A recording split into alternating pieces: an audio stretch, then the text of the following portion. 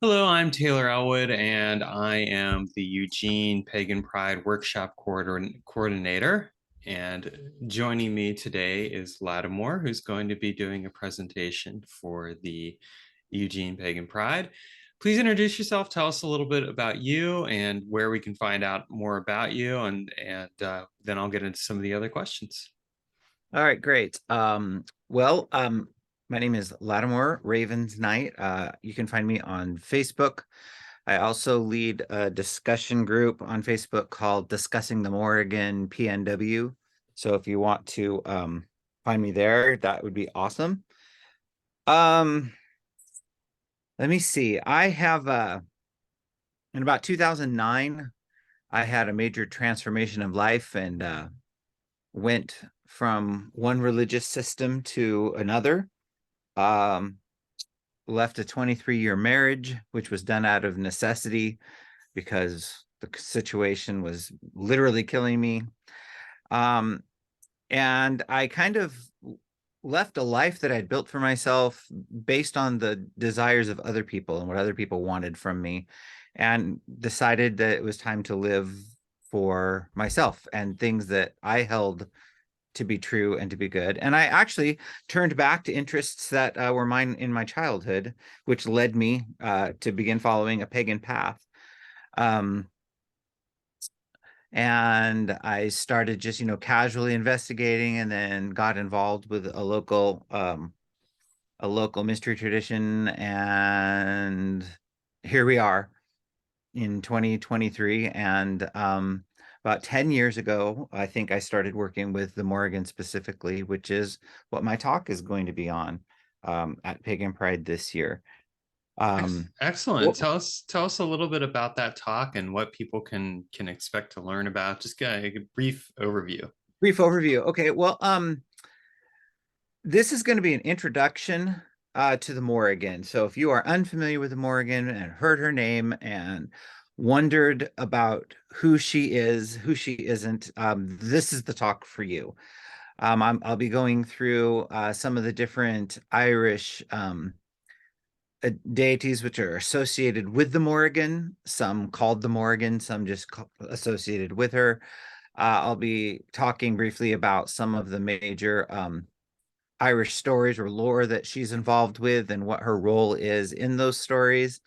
And I'll be dealing with the fact that if you look in popular culture, there's a lot of information out there on the Morrigan. Not all of it is directly um, related to her actual stories or her actual place in the Irish lore. A lot of it's just urban fiction and things like that. So I'll show you how I kind of sifted through and found the wheat and the chaff and what to throw out and what to keep. And I'll definitely give credit to all of my sources where I picked that information up. So, and I'll have a little handout with me, so you'll walk away with those names and those sources as well. Excellent. It sounds like you've done a lot of research. Are you writing a book on this topic at some point? No, there are so many great books already written. I will point you towards those. There are also some books that are not as great, and I am not about putting any other spiritual workers or authors down, so I won't name names, but I will point towards books that I have found to be authentic, and books that authentic Irish voices have said, yes, this is good information. Um, and I'll be happy to share those sources. So, since you're going to be doing a talk about the Morrigan, can you share with us a little bit about what your daily practice or what your spiritual practice with her looks like right now in your life and how that I is can. helping? Would it be Yeah, okay if I kind of backed up and told you how she kind of came into my life to begin with? please, that would be great. I think we'd all Okay. be really fascinated to learn about that. All right. So had already been practicing pagan for some time, and like I said, involved with a group mystery tradition. So I was already in the thick of it. And one of the things I would do as part of my daily exercise at that point would be kind of just a self-guided daily meditation where I would take myself to a nice sunny grassy field and just lay down and just relax. Just it was a great way to just kind of center and ground and get rid of any of the gross yuck of this life for at least a short little time. And I was doing just that, a normal practice, and I had my eyes closed, and I always picture the sun beating down on me because, of course, in this world, there's no sunburns, there's no mosquitoes, there's none of that, so I don't have anything at that to worry about. And had my eyes closed, and a dark shadow kind of blotted out the sun for a moment, which caught my attention. And I looked up. I didn't really see anything, so I closed my eyes, and it happened again. And this time, when I looked up, I noticed a large black bird that was just kind of circling above me and slowly descended and landed on my field right next to me. And it was kind of morphing in and out of focus. It was bird, and then it was sort of a female form and bird, kind of back and forth like that. And that is when I first got an otherworldly glimpse of the Morrigan. She came to me to make herself known. And I asked her some questions, and she gave me some answers about the path I was on at that time and things that I would do. And I remember specifically, I asked her about if she could show me I asked her, show me what real magic is. And she says, well, it's already in you. Just hang on, just wait, and it'll find you, basically, is what she said. And then she flew away, and that was that. After an encounter like that, I started doing research. I started looking into her, and got some great sources, both from Ireland itself and then from here in the States. Like I said, I started reading the books. I was telling you about doing online conferences. I'm just a study hog. I just researched it and learned everything I possibly could. During this time, I also, in my mundane life, was going through some really, really, really horrible, tragic things in my family. My daughter lost a couple of children, so I had to bury two grandsons.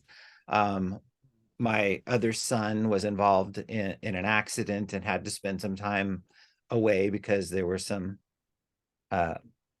complications to that accident that had him go spend some time in the system. And so there was just, my mom and dad died during, there was just a lot of stuff going on. I was dealing with a lot of pretty heavy grief at that point. And then I went to an online conference. This was now just a few years ago during COVID. And I went to a Morrigan conference online, and they did a guided meditation. And in that guided meditation, I got introduced to three of the other aspects of the Morrigan, Bive, Nevin, and Fea, which is some of the names we'll go into in my talk. And the neat thing about that was each of them showed me how, even before all that trauma happened, before I was working with the Morrigan, she showed me how she was with me throughout all of that. And one of them was guarding my trauma, and one of them was holding space for my grief, and one of them was washing me clean to make sure the stains of this grief didn't live with me for the rest of it was just really moving. I was just completely blown away, because this all happened before I actually made a commitment to be a dedicant of the Morrigan. And so she'd been with me the entire time, even when I didn't know she was with me. So to get back to your point, what do I do today? Today, I have a fairly daily practice where I come to my space, which is sort of right behind me here. I have a little altar dedicated to the Morrigan. And this up here, this is my buddy Bive. It's a raven. Hi, Raven. Hi, Raven. And I have offerings like candles, incense, and to be honest, some days I just say, here I am, and I just read. I'll either study about her some more or read lore. I have a couple different oracle decks that are Morrigan based. I might work with those during that time. One thing I offered her early on is I said, I offer you my voice. Use me, because she is one of her main aspects is uttering prophetic utterances, poetry, things like that. And so I said, I'm a voice. Feel free to use my voice. And in my mundane job, I get a chance to work with a lot of people. And she said, well, take care of the people that I send to you. And I said, okay, I will do that. If you'll tell me what that means, I will do that. And she has. And so often in my morning times, I'll try to get information about some some current project or whatever that I'm working on with someone at my work and get some insight onto how best handle things and whatnot. But yeah, I think one of the big things with any deity, including the Morrigan, is just showing up, giving time, putting the time in, not being afraid to do the work and get your hands dirty and read the lore and do the research and figure out what's good and what's bad and what information should be trusted and what shouldn't. And I think deity honors that when you put that time in. Yeah, for true. Excellent. So, this we're going to be having Pagan Pride this year, August 6th, 2023. For those of you who may be watching this video much later down the line, but that's when we're going to be having it. And so we're going to be really excited to have you there. What does it mean to be a pagan to you? And like, what does Pagan Pride mean to you? Oh, great question. To me, uh, being a pagan is going back to nature, going back to an earth-based spirituality that I believe pre-existed the current world religious systems that we now have. It would have been the religion of the indigenous peoples all over the world. Now, varies obviously from continent to continent, country to country. There, there are variations and different names for this and that, but I think at the heart of a lot of it is just this belief in the mother, belief in the father, uh, belief in the cycles of nature, and that they hold meaning. That it's not just seasons. There's more to it than that. There's things going on behind the scenes, and then obviously a connection to whatever if you have an eternal cosmology, whatever you believe happens to the soul, for lack of a better term, after physical death. All of those things tied together. And for me, being a pagan is just, to me, getting back to the truth.